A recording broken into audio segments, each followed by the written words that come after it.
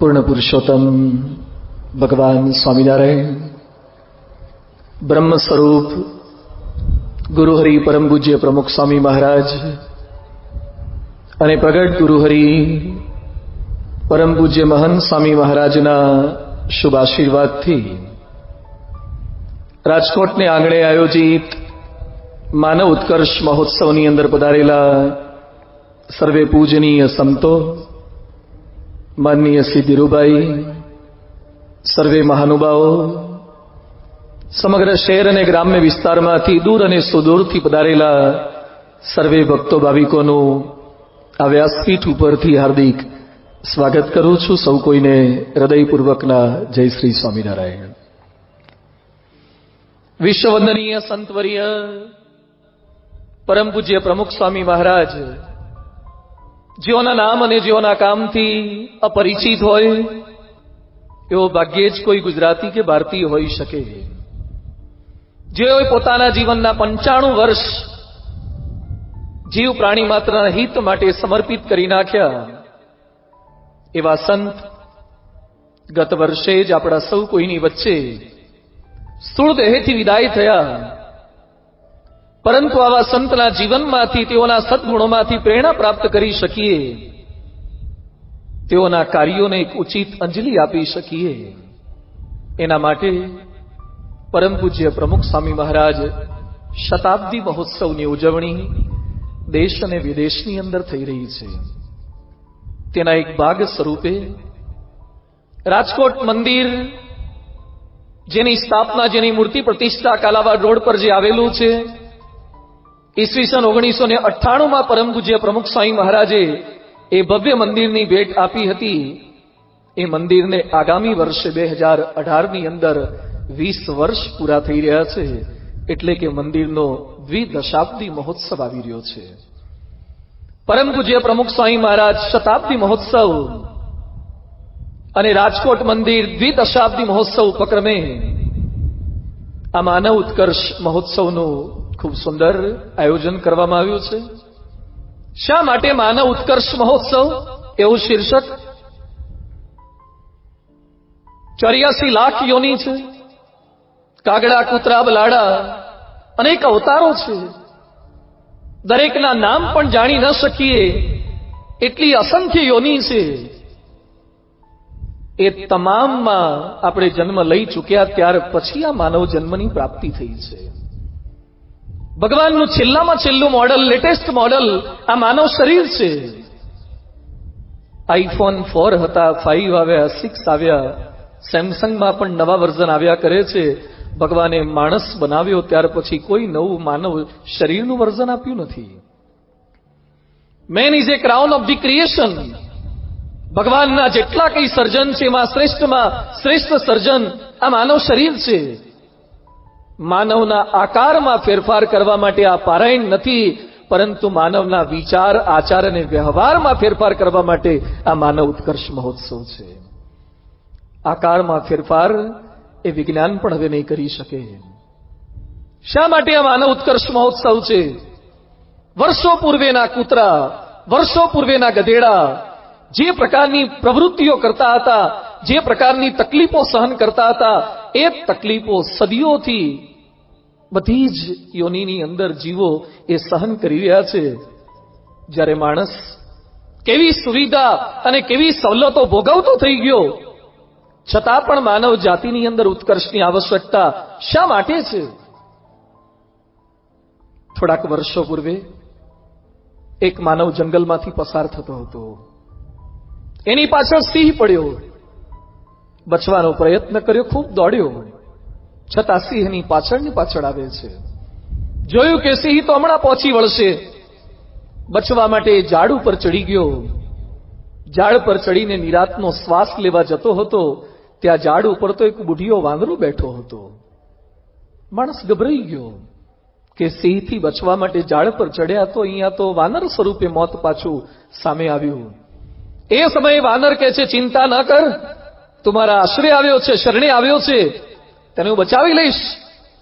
રાત્રિ વિસામો તું અહીંયા કરી લે, આ ઝાડ ઉપર રાત્રિ વિસામો કરી લે. સિંહ નીચે રાહ જુએ છે કે હમણાં નીચે ઉતરે એટલે પતાવી દઉં. રાત્રિ વિસામો કરવાનો હતો, એમાં જાગવાના વારા પાડે છે.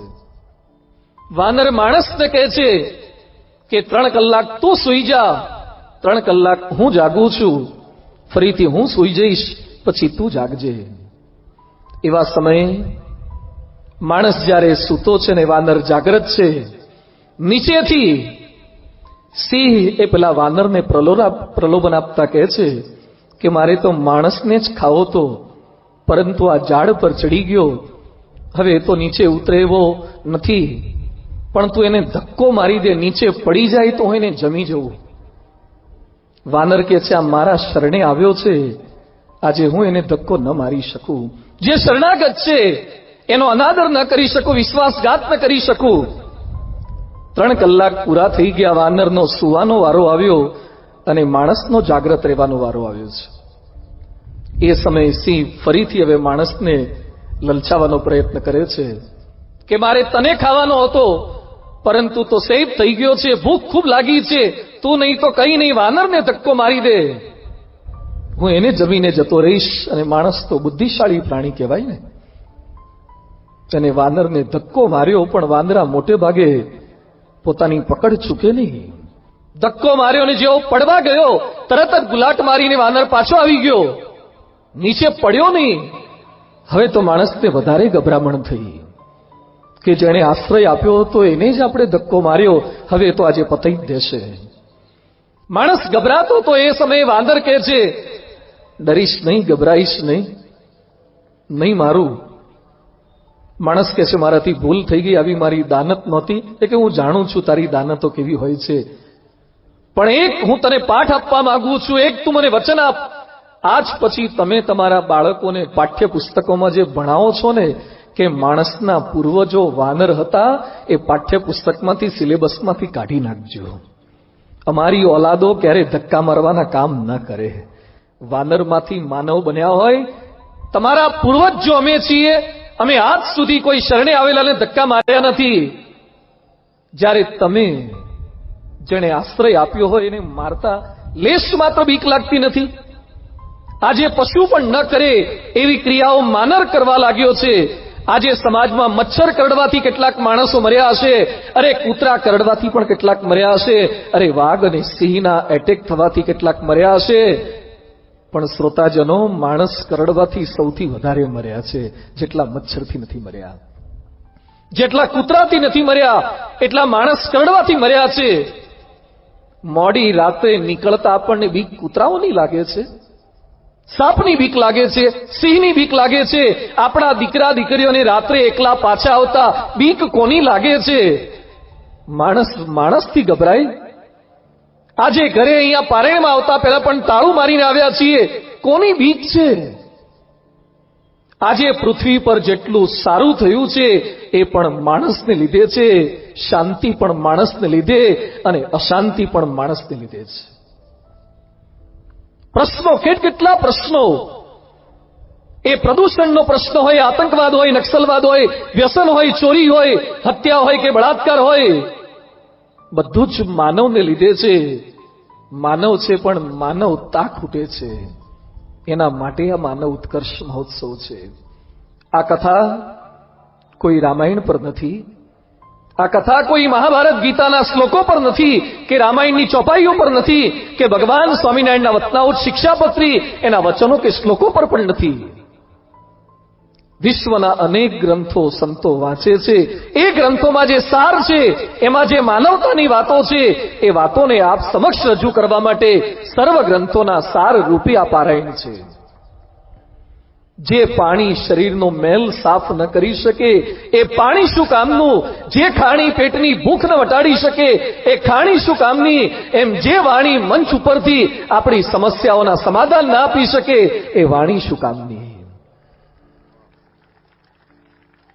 7 દિવસ દરમિયાન કોઈ વાણીનો વ્યાયામ નથી. કોઈ ભેગા થયેલાને સમયનો વ્યય કરવા માટે, એકત્રિત કરવા માટે નથી આવ્યા. મોટે ભાગે કથા સાંભળવા માટે કોણ જાય? કેટલાક લોકોને મેં આમંત્રણ આપીએ ત્યારે બોલતા હોય છે કે I will see, if I will be free then I will come. જો હું ફ્રી હોઈશ તો આવીશ. કથામાં કોણ જાય? ફ્રી હોય જાય. ફ્રીને ગુજરાતીમાં શું કે? નવરા. કથા સાંભળવા માટે નવરા માણસો જાય એવું બારવાળા તો માનતા હોય છે, પણ ક્યારેક કેટલાક બેઠેલા પણ માનતા હોય છે. ફ્રી છીએ તો જઈ આવીએ. અરે દુનિયાનું સૌથી મોટામાં મોટું કામ આપણે કરી રહ્યા છીએ. કથા સાંભળવી એ ઉત્કર્ષનું કાર્ય છે, એ વિચાર પરિવર્તનનું કાર્ય છે, એ વિકારના વિસર્જનનું કાર્ય છે. એટલે આ સર્વ ગ્રંથોના સારની આ વાતો છે. આ કથા, આ પારાયણ એ કોઈ પટેલ જ્ઞાતિ, કડિયા જ્ઞાતિ, સુથાર જ્ઞાતિ કે XYZ જ્ઞાતિ માટેની પારાયણ નથી. એ સર્વ જ્ઞાતિ માટેની માનવ માત્રની પારાયણ છે. આ કથા કોઈ એક સંપ્રદાયની પારાયણ નથી. કોઈ આ ભગવાનને માને, આ ભગવાનને માને. અરે જે જેને માને છે, હું તો ત્યાં સુધી કહું છું, જે ભગવાનને નથી માનતા એના માટે પણ આવશ્યકતા છે. જેને પોતાના જીવનની અંદર સુખ શાંતિની આવશ્યકતા છે, એ સૌ કોઈ માટે આ પારાયણ છે. આ કથા, આ પારાયણ કોઈ એક વિષય પર નથી. 7 દિવસના અલગ અલગ વિષય છે. જેમ એન્જિનિયર થવા માટે એને ફિઝિક્સની આવશ્યકતા છે, કેમેસ્ટ્રી જરૂરી છે, એને મેથ્સની આવશ્યકતા છે. અરે એન્જિનિયરિંગની અંદર ફિઝિક્સ જરૂરી છે, મેથ્સ જરૂરી છે, લેંગ્વેજ તરીકે ઇંગ્લિશ પણ જરૂરી છે, એની પણ આવશ્યકતા છે. ડોક્ટર થવા માટે 5-7 વિષયોની આવશ્યકતા હોય તો માનવનો સર્વાંગ ઉત્કર્ષ થઈ શકે એવા 7 વિષયો પર 7 દિવસના વ્યાખ્યાનો આપણે માંડવાના છીએ. વિવિધ માધ્યમો દ્વારા.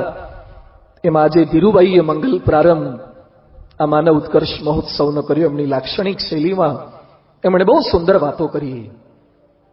એમણે આપણને હાસ્ય તરબતર પણ કર્યા. એમની ઈચ્છા છે, ન કેવળ એમની ઈચ્છા, આપણા શાસ્ત્રોની ઈચ્છા છે કે આનંદ में जीने का अधिकार तुम्हारा है. આનંદમાં રહેવું જોઈએ. અરે ફોટોગ્રાફર ફોટો પાડે તોય આપણે હસી નથી શકતા. ફોટોગ્રાફરે કહેવું પડે કે સ્માઇલ પ્લીઝ. ગુસ્સે થવું સરળ છે, રિસાઈ જવું સરળ છે. અરે હસવા માટેના પ્રયત્નો કરવા પડે છે. એની વચ્ચે પરમ પૂજ્ય પ્રમુખ સ્વામી મહારાજ, જે પોતાના સમગ્ર જીવનની અંદર અખંડ પ્રફુલ્લિત રીતે રહી શકતા હતા, ચિત્રલેખાના તંત્રી હરકિશન મહેતાએ પરમ પૂજ્ય પ્રમુખ સ્વામી મહારાજને પ્રશ્ન પૂછ્યો કે સ્વામીજી, આપના જીવનમાં કોઈ દુઃખનો પ્રસંગ ખરો? ત્યારે પ્રમુખ સ્વામીજી બોલ્યા, અમારા જીવનમાં કોઈ દુઃખનો પ્રસંગ જ નથી. આપણને કોઈ પ્રશ્ન પૂછે કે દુઃખનો પ્રસંગ ખરો, આપણે શું કહીએ? આજનો કહું, કાલનો કહું, પાર્કિંગમાં બોલ્યા એ કહું, કે પોલીસે પકડ્યા એ કહું? આપણા પ્રસંગો, આપણે દુઃખોને ડિલીટ નથી કરતા અને સુખોને સેવ નથી કરતા. એટલે મેમરી કાર્ડ આપણા દુઃખોથી જ ભરેલા હોય છે. એની વચ્ચે આવા સાચા સંત પોતાના જીવન દ્વારા કઈ રીતે સમજાવે છે, એ વાતને સમજવાનો આ પ્રયત્ન છે. આ કેવળ જૂની પુરાણી વાતો અમે જે જાણીએ છીએ આપ સમક્ષ રજૂ કરી દઈએ, એના માટેની આ કસરતો નથી. સમાજને સારું સ્વાસ્થ્ય આપવું એ ડોક્ટરની ફરજ છે. સમાજને સારું શિક્ષણ આપવું એ શિક્ષકની ફરજ છે. સમાજને સારી સુરક્ષા આપવી એ પોલીસની નૈતિક ફરજ છે. સમાજને સારી સગવડો, રોડ રસ્તા આપવા એ સરકારની ફરજ છે. એમ સમાજને સારી સમજણને સંસ્કારો આપવા એ અમારી સાધુઓની ફરજ છે. સમાજ સુરક્ષિત જરૂરી છે, સમાજ સ્વસ્થ જરૂરી છે, સમાજ સલામત જરૂરી છે, પણ એના કરતા એ વધારે સમાજ સમજુ જરૂરી છે. સમાજનો પ્રત્યેક માણસ સમજણવાળો હોય, એ આચારવાળો હોય. એ કઈ રીતે થઈ શકે એના માટેનો આ મહોત્સવ છે. આજનો વિષય છે હું ને મારા પ્રશ્નો. કલાપીએ બહુ સુંદર વાત કરી છે, જ્યાં જ્યાં નજર મારી ઠરે યાદી ભરી ત્યાં આપની. કલાપીની કવિતાને જરા બીજા શબ્દોમાં રજૂ કરવી હોય તો કહી શકાય કે જ્યાં જ્યાં આંખ મારી પડે ત્યાં પ્રશ્નો દેખાય છે. છાપું વાંચીએ શું હોય છે? પ્રશ્નો. જ્યાં જ્યાં કાન પહોંચે ત્યાં પ્રશ્નો, જ્યાં જ્યાં મળીએ ત્યાં પ્રશ્નો. પણ આજે મારે આતંકવાદ, નક્સલવાદ, ISIS ના પ્રશ્નો છે, પણ એની વાતો આપને નથી કરવી. અમેરિકા અને નોર્થ કોરિયા વચ્ચે પ્રશ્નો ચાલે છે, ભારત અને ચાઇના અને પાકિસ્તાન વચ્ચે પ્રશ્નો ચાલે છે, પણ એની વાતો મારે નથી કરવી. સરકાર પ્રયત્ન કરે છે કે સ્કૂલોમાં ફી વધારો ન થવો જોઈએ, આટલી જ ફીની અંદર ભણાવવા જોઈએ. નવી જૂની નોટોનો પ્રશ્ન છે, ક્યાંક જીએસટી અમલમાં આવવાનું છે એનો પ્રશ્ન છે. એની વાતો પણ મારે નથી કરવી. સુબ્રતો રોય જેલમાંથી બહાર આવવાના પ્રયત્ન કરે છે કે વિજય માલ્યા બચવા માટેના પ્રયત્ન કરે છે કે કપિલ શર્માને સુનિલ ગ્રોવર સાથે પ્રશ્ન થયો છે, એ પ્રશ્નોની મારે વાતો નથી કરવી. મચ્છરથી, કૂતરાથી, બેક્ટેરિયાથી, વાયરસથી સમાજની અંદર કેટલા પ્રશ્નો થાય છે એ હું જાણું છું, છતાં મારે બેક્ટેરિયા કે વાયરસની વાતો પણ નથી કરવી. તમારી આજુબાજુ રહેનારા કેટલાક લોકો એ વ્યસની છે, દુરાચારી છે, એના ઘરે દીકરા દીકરીના પ્રશ્નો છે, પણ તમે જેને ઓળખો છો એના પ્રશ્નોની પણ વાતો મારે નથી કરવી. આજે મારે કથા કરવી છે મારા પ્રશ્નોની. આજે કથા કરવી છે હું ને મારા પ્રશ્નો. આ કેવળ મારા મુખમાંથી બોલાયેલું વાક્ય નથી, અહીંયા બેઠેલો દરેક વ્યક્તિ બોલે કે મારા પ્રશ્નો. અને સ્થળ પણ કેવું સુંદર સિલેક્ટ થયું છે, રેસકોર્સનું મેદાન, કે જેની પાળીઓ પ્રશ્નોની વાતો રજૂ કરવા માટે જ બનેલી છે. આ એ રેસકોર્સનું મેદાન છે કે લોકો સાંજ પડે, પતિ પત્ની કે દાદા દાદી દિવસ દરમિયાન જે સહન ન કરી શકતા હોય એ બીજા પાસે આવીને શેર કરી ન શકતા હોય, પોતાના નજીકના લોકો આગળ શેર કરે છે. 2014માં અમે લંડન હતા, એમાં ઈસ્ટ લંડન જતા હતા. ત્યાં રોડ ઉપર જયેન્દ્રભાઈ અમને ગાડીમાં લઈ જતા હતા. રોડ ઉપર ઉભો એક ધોળિયો અંગ્રેજીમાં ગાળો ભાંડે, જોર જોરથી બૂમો પાડે. એટલે મેં ચાલકને પૂછ્યું કે આ શું કરે છે? મને કે સ્વામી, અમારા ત્યાં વિદેશની અંદર કેટલાક લોકો મોટી ઉંમરે એની પત્ની છૂટી રહેતી હોય, એના દીકરા તો જુદા થઈ ગયા હોય, હવે એની વરાળો ઠાલવી ક્યાં? એટલે કોઈક મળી જાય તો એને વાત કરે, કોઈ ન મળે તો રોડ પર ઉભા ઉભા પસાર થનારાને પોતાની તકલીફો જણાવે છે, પોતાના પ્રશ્નો જણાવે છે. પરદેશમાં તમારા પ્રશ્નો સાંભળનારું કોઈ નથી. એની વચ્ચે ધન ભાગ્ય છે કે ભારતમાં ઓટલા તો થોડાક એવા બન્યા છે કે આપણા પ્રશ્નો કોક સાંભળી શકે. ક્યાંક પાળીઓ એવી બની છે, ક્યાંક આપણા મિત્રો એવા મળે છે કે જેને પ્રશ્નોની રજૂઆત કરી શકીએ છીએ. આ જ પાળીઓ પર બેઠા બેઠા, આઈસ્ક્રીમ ખાતા ખાતા એકબીજાને પ્રશ્નોની રજૂઆત કરીએ અને થોડીક ઠંડકની અનુભૂતિ થાય છે. પરંતુ પ્રશ્ન શું શમી જાય છે? મારા પ્રશ્નો શમ્યા? મારા પ્રશ્નો એટલે બાળક, યુવાન, વડીલ અને વૃદ્ધના પ્રશ્નો. મારા પ્રશ્નો એટલે સ્ત્રીના પ્રશ્નો, પુરુષના પ્રશ્નો, બ્રાહ્મણ, ક્ષત્રિય, વૈશ્ય અને શુદ્રના પ્રશ્નો, સમાજની પ્રત્યેક જ્ઞાતિના પ્રશ્નો. દરેકને પ્રશ્ન છે. એકવાર એક ભાઈ પોલીસ પાસે ગયા. પોલીસને કે સાહેબ, હું બહુ દુઃખી છું. એ કે હા, દુઃખી હોય કેટલાક. ના કે હું તો અતિશય દુઃખી છું, મારી પત્ની બહુ ભારે છે, બહુ અપશબ્દો બોલે છે. સાહેબ કે બોલે? અરે મારે પણ છે. આખી પૃથ્વીમાં સૌથી વધારે દુઃખીમાં દુઃખી હું છું. પોલીસ કે બારોબાર એવું સ્ટેટમેન્ટ ના આપો, સૌથી વધારે દુઃખી તો અમે છીએ. અરે સાહેબ, તમે દુઃખી કેમ? એ કે અમે દુઃખી છીએ, પણ ફરિયાદ કરવા જવી ક્યાં? લોકો અમારી પાસે ફરિયાદ કરે.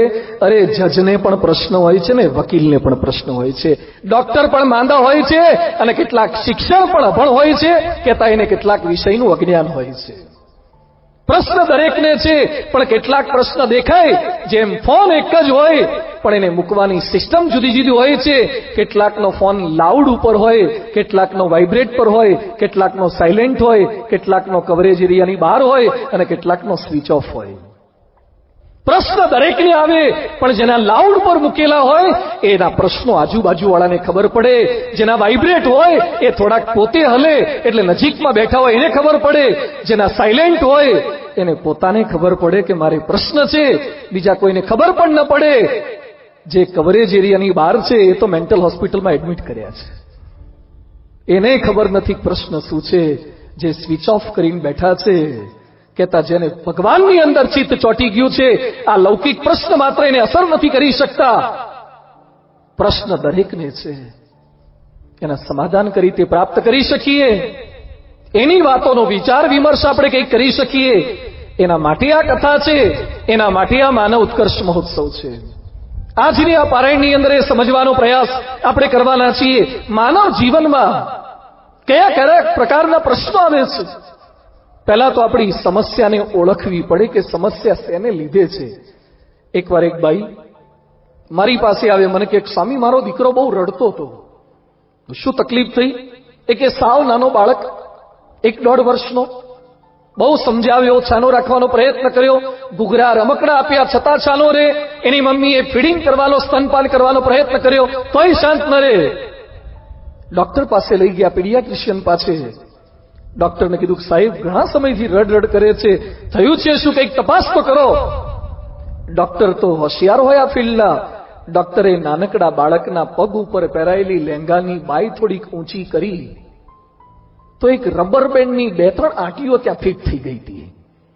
કોક જેઠાલાલના ટપુડા જેવો હશે, તે રમાડતા રમાડતા 2-3 રબરની એવી રીંગો ફિટ કરી ગયો અને પછી લેંગાની બાઈ હેઠી ઉતારી ગયો. બાળકની જેટલી ટોલરન્સ પાવર હતો એટલું સહન કર્યું, પછી સહન ન થયું એટલે બાળક રડવા લાગ્યો. જેવું રબર બેન્ડ દૂર કર્યું અને બાળક શાંત થઈ ગયો. કોઈ ટેબ્લેટ નથી આપી, કોઈ ઇન્જેક્શન નથી આપ્યું, કોઈ બોટલ નથી ચડાવ્યું, ખાલી રબર બેન્ડ કાઢ્યું ને બાળકનું રુદન બંધ થઈ ગયું. આજે આ પારાયણમાં પ્રયત્ન એમ કરવો છે કે આપણને રબર બેન્ડ ભરાવનારા કોણ કોણ છે ને ઓળખવા છે.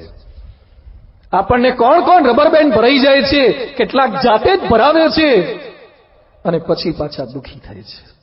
ઘણા લોકો અમને કહે છે કે સ્વામી ખરેખર તમે સુખી થઈ ગયા, આ બાજુ નહોતું આવા જેવું, ખરેખર આમાં કાંઈ માલ નહીં, આ માર્ગ જ ખોટો છે. એ જાતે અનુભૂતિ કરે છે. આજે સૌ પ્રથમ સમજવું એ છે કે માણસના જીવનની અંદર પ્રશ્નો કયા કયા આવે છે, કે આ શારીરિક પ્રશ્નો છે.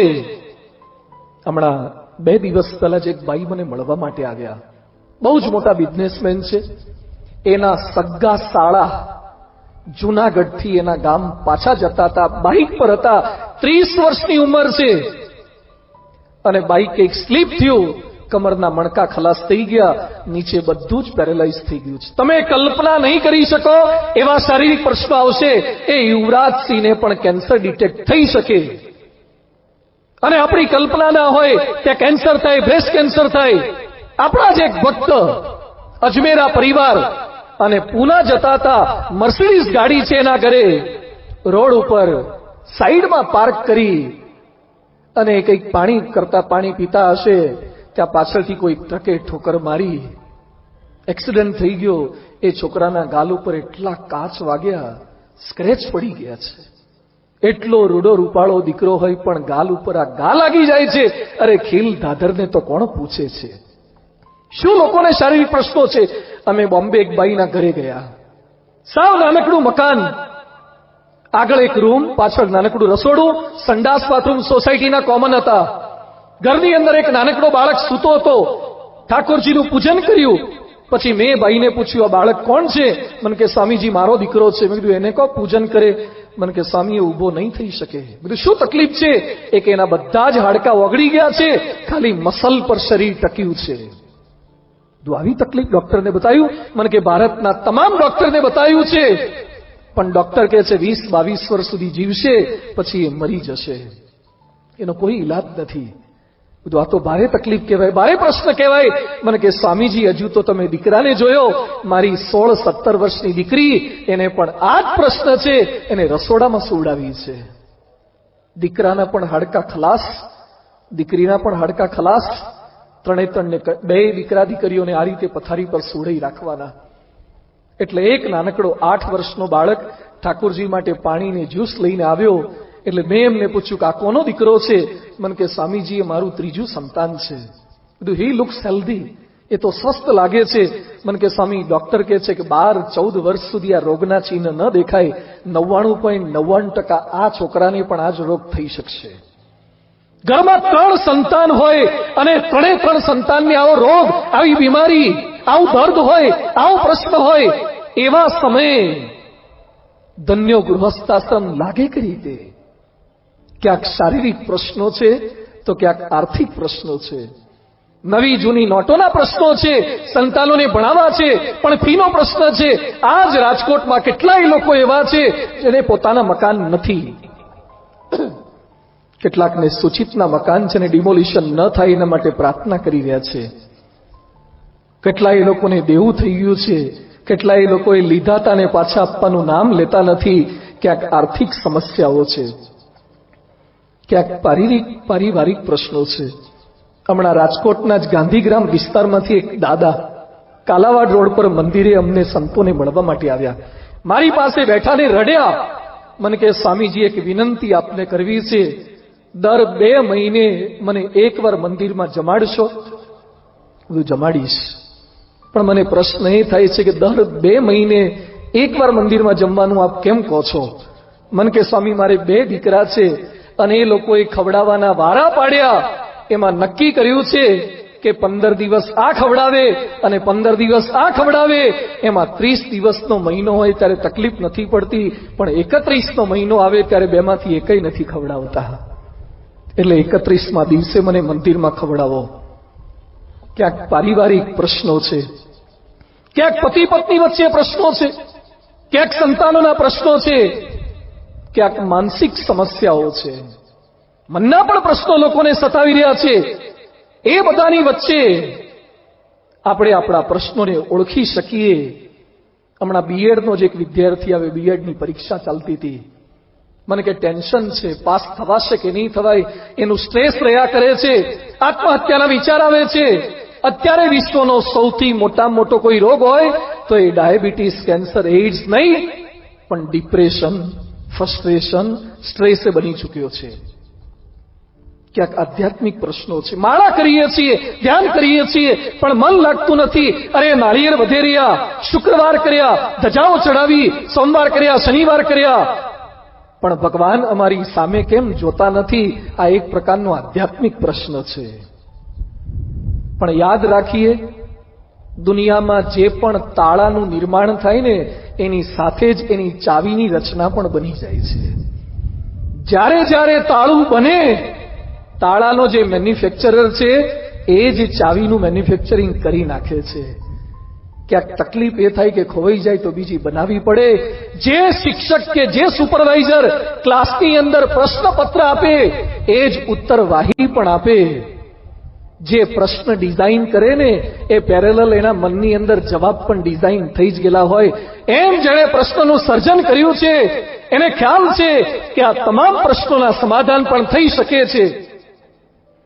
પ્રશ્નો છે, એના સમાધાન શું? આપણા પ્રશ્નોની બીજાને વાતો કરવી એ સમાધાન? આપણા પ્રશ્નોની ફરિયાદો કરવી એ સમાધાન? આપણા પ્રશ્નોની ટીકા કરવી એ સમાધાન? કેટલાક લોકોને જ્યારે મળો ત્યારે કમ્પ્લેઇન બોક્સ જેવા જ હોય છે અને દરેકની ફરિયાદ હોય છે. વ્યસન કરવું એ ફરિયાદ, એ પ્રશ્નનું સમાધાન છે? ગમ ભૂલાને કે લીએ નશા ચાહીએ. કેટલાક લોકો ફાકી ખાય, દારૂ પીવે. શાના માટે? પ્રશ્ન બહુ છે એટલે દારૂ પીએ, ગુટકા ખાઈએ, ફાકી ખાઈએ તો પ્રશ્નોના સમાધાન મળી જાય. અરે કોઈ વ્યસન ક્યારે માનવીના પ્રશ્નોનું શાશ્વત સમાધાન નથી આપી શકતું. કેટલાક લોકો એમ વિચારે છે કે મરી જઈએ તો પ્રશ્નોનું સમાધાન મળી જાય, મરવા માટેના પ્રયત્નો કરે છે. અરે મરવાના તો પુસ્તકો બહાર પડે છે. અમે મહેસાણા ગયા હતા, એક ભાઈએ મને પુસ્તક આપ્યું હતું, આર્ટિકલ આપ્યો હતો, મરવાની કળા. કેટલાક લોકોને જીવતા પણ નથી ફાવતું અને મરતા પણ નથી ફાવતું. ટ્રેનના પાટા પર જઈને હોઈ જાય, પણ ટાઈમ જોયા વગર ગયા હોય એટલે કંટાળીને પાછા ઘેર જઈને હોઈ જાય. બિલ્ડિંગ પરથી હેઠા પડે, એમાં નીચેવાળો મરી જાય, પોતે બચી જાય. મરતા નથી ફાવતું. એમાં એક સરસ ઉપાય બતાવ્યો છે. એક સદરો છે, હાફ સ્લીવ્સનો ઉદાળામાં પહેરાય ને કોટનનો, એવો તમે પહેરો એટલે થોડીક સેકન્ડની અંદર કોઈ તકલીફ વગર, કોઈ જલન વગર થોડીક સેકન્ડમાં તમે મરી જાઓ. આવા ઉપાયો શોધ્યા છે. એકવાર મેં કથામાં વાત કરી હતી, એક ભાઈ સભા પછી મને છે પાર્કિંગ સુધી મળવાયા. મને કે સ્વામી પેલો જબ્બો મળે ક્યાં? તમારે શું કામ છે? મને કે પહેરવો નથી, આ કોકને પહેરાવો કામ લાગે. માણસ મરીને સુખી થવાના પ્રયત્ન કરે છે અથવા તો કોકને મારીને સુખી થવાના પ્રયત્નો કરે છે. શું મરી જવાથી પ્રશ્નનું સમાધાન શક્ય છે? પ્રશ્ન સમી જાય. એકવાર 12મા ધોરણના પરિણામ વખતે એક વિદ્યાર્થી અમદાવાદની અંદર કાંકરિયા તળાવ પાસે પહોંચ્યો. રિઝલ્ટ ખરાબ આવ્યું એટલે મરી જઈએ. ત્યાં પોલીસ વાળો ભાઈ ત્યાં ઉભો હતો. એ કે ભાઈ શું કરવું છે? બસ મરી જવું છે. શા માટે મરી જવું છે? રિઝલ્ટ ખરાબ આવ્યું. રિઝલ્ટ ખરાબ આવે એટલે મરી જવાનું? હા કે ઘરે મોઢું શું બતાવીશ, સમાજમાં મારી ટીકા થશે, મા બાપને નહીં ગમે, પછી શું થશે? મરી જઈશ તો શું થશે? કે હું મરી જઈશ, નવો જન્મ લઈશ અને 12માની પરીક્ષા આપીને સારું રિઝલ્ટ લાવીને બતાવીશ. પોલીસ વાળો બુદ્ધિશાળી આવી ગયો. કે મરી જઈને જન્મ લે એટલે સીધો 12માં આવે? ના કે એમ તો ના આવે, પહેલા તો બાલ મંદિરમાં આવે, પહેલામાં આવે, પછી 12માં આવે. કે એમ કરતા કરતા 12મા સુધી પહોંચે ત્યારે પરીક્ષાઓ કેટલી આપવી પડે? એક ધોરણની ઓછામાં ઓછી 3 ને ટ્યુશનની જુદી. એક ધોરણની 3, 12 તરી 36 પરીક્ષા આપે ત્યારે તું પાછો 12માં આવે અને ત્યાં સેમિસ્ટર સિસ્ટમ પાછી બંધ થઈ ગઈ હોય અને તું પાછો ટકા લાવવાની વાતો કરે છે. એના કરતા જીવી જા ને ઓક્ટોબરમાં પરીક્ષા આપીને પાસ થઈ જા. શા માટે લાંબા લાંબા વિચાર કરે છે કે મરી જવાથી પ્રોબ્લેમ સોલ્વ થઈ જાય? અરે મરી જવાથી આત્મહત્યા એ કોઈ પ્રશ્નોના સમાધાનો નથી.